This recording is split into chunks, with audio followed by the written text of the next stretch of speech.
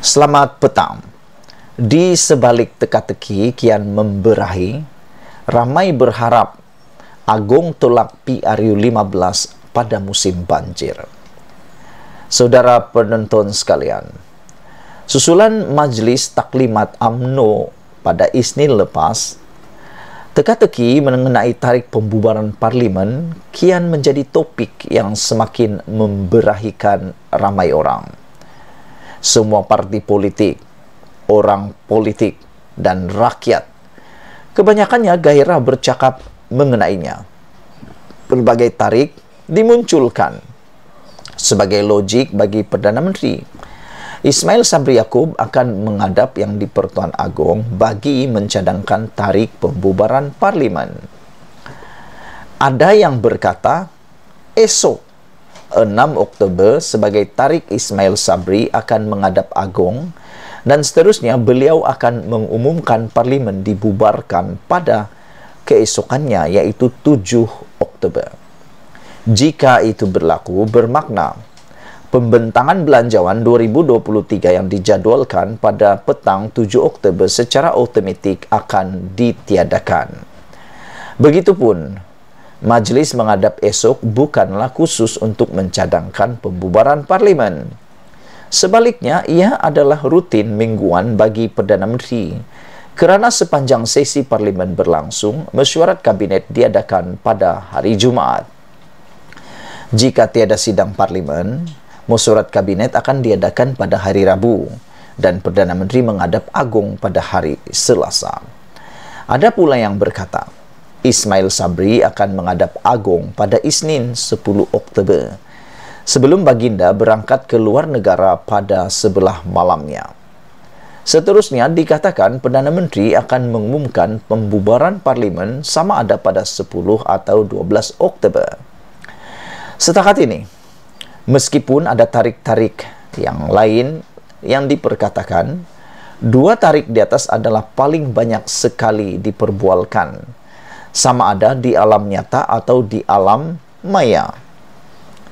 Tetapi harus diingat, saudara-saudara sekalian, apa jua tarik yang disebutkan itu, ia hanya akan menjadi kenyataan jika Agong memberi perkenan kepada cadangan yang dikemukakan oleh Perdana Menteri. Bagaimana jika Agong tidak memberi perkenan kepada pembubaran parlimen dan mahu Ismail Sabri meneruskan khidmat sebagai Perdana Menteri sehingga habis penggal? Sebenarnya, saudara-saudara para penonton sekalian, tidak mustahil untuk Agong menolak cadangan pembubaran parlimen. Kerana baginda sebelum ini pernah menolak cadangan darurat yang dicadangkan oleh Mahyadin Mat Yassin.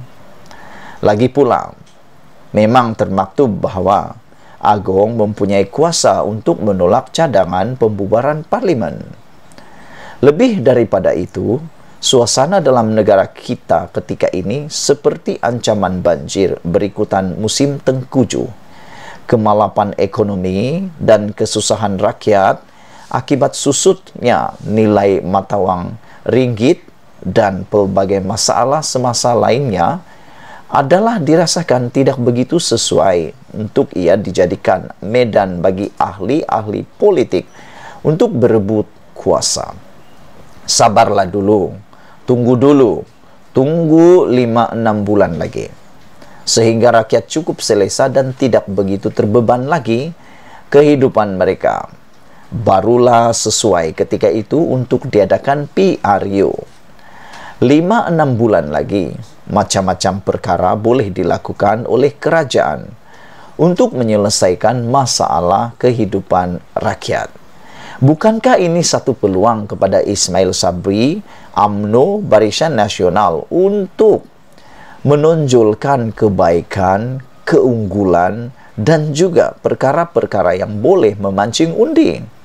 Bukankah ini satu peluang untuk Ismail Sabri Yaakob memancing undi melalui perkhidmatan terbaik beliau?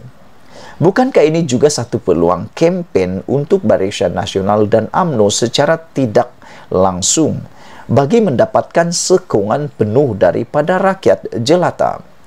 Jadi mengapa mengapa UMNO Barisan Nasional tidak dapat melihat peluang terbuka yang ada terhidang kepada mereka melalui Perdana Menteri yang ada sekarang ini yang datang daripada parti UMNO Barisan Nasional. Jadi aku terfikir-fikir, kenapa peluang yang besar ini tertutup, tidak terlihat, tidak ternampak oleh pemimpin UMNO, khususnya Zahid Hamidi yang mengetuai sebagai Presiden UMNO. Jadi kenapa dibuang peluang ini?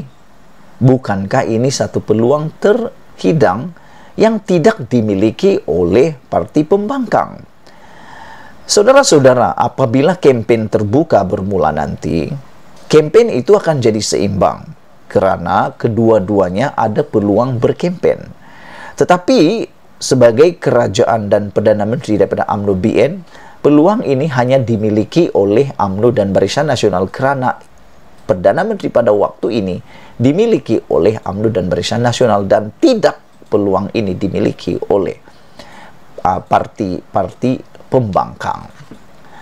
Mengadakan PRU ketika pengundi tidak selesa dan dibebani dengan pelbagai masalah dalam kehidupan mungkin akan menyebabkan tidak ramai yang keluar mengundi, dan akhirnya kerajaan yang terpilih bukanlah sebuah kerajaan benar-benar telah dipilih oleh rakyat terbanyak, melainkan memang ini rancangannya, yaitu supaya rakyat yang turun mengundi adalah rakyat yang paling kurang. Mungkinkah ini adalah strateginya? Sesetengah pihak barangkali gembira dengan peratusan keluar mengundi yang rendah. Itu kerana peluang mereka untuk menang lebih tinggi. Tetapi dari segi keadilan kepada semua parti, ia langsung tidak adil sama sekali. Semua parti politik, baik pembangkang atau kerajaan kecuali kluster tertentu dalam UMNO, bahkan secara terbuka menolak PRU 15 diadakan pada hujung tahun ini. Termasuk menolak itu ialah PN dan PAS yang merupakan sebahagian daripada kerajaan. Bahkan bilangan ahli parlimen kedua-duanya lebih ramai daripada ahli parlimen UMNO. Jadi, bagaimana kelompok minoriti dalam kerajaan ada hak mahu membubarkan parlimen jika golongan majoriti tidak bersetuju dengannya? Di samping itu, meneliti kenyataan Perdana Menteri sendiri kebelakangan ini, kita dapat dengan sendirinya dapat memahami beliau sebenarnya sedang ditekan untuk membubarkan parlimen. Sekurang-kurangnya ada 3 kenyataan Perdana Menteri kebelakangan ini yang memberi gambaran beliau pun mahu PRU 15 tidak digopoh-gopohkan untuk disegerakan.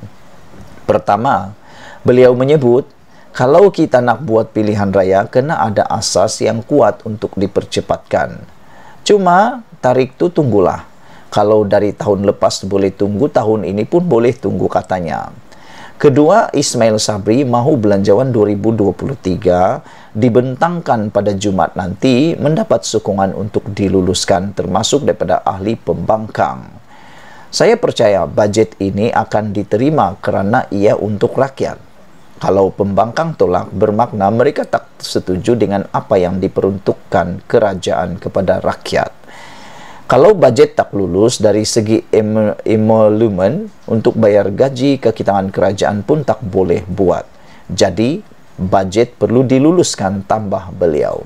Ketiga, Ismail Sabri juga menyebut tiada parti boleh mempengaruhi Perdana Menteri untuk membubarkan parlimen. Walaupun dalam kenyataan itu beliau merujuk kepada pembangkang, tetapi tidak mustahil.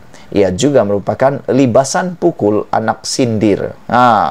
Menantu yang ditujukan kepada UMNO yang semua orang tahu, sentiasa saja menekan beliau untuk cepat-cepat membubarkan parlimen.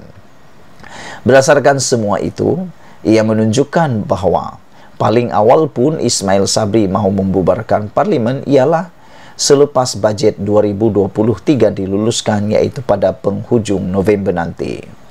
Sekiranya Agong tidak memberi perkenan pula kepada pembubaran parlimen.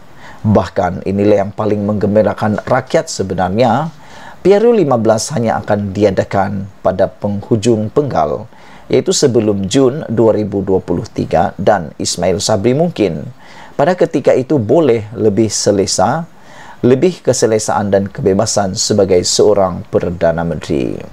Ditulis oleh Sahbudin Hussein, diwasuai oleh Nazilin Unity. Sekian dulu untuk kali ini. Jangan lupa tinggalkan komen Anda. Kita jumpa lagi. Bye-bye.